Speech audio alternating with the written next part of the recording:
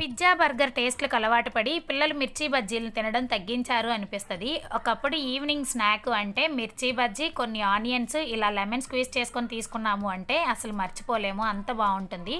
ఈ మిర్చి బజ్జీలని చెఫ్ అన్న వాళ్ళు ఎలా ప్రిపేర్ చేస్తారో చూపిస్తాను.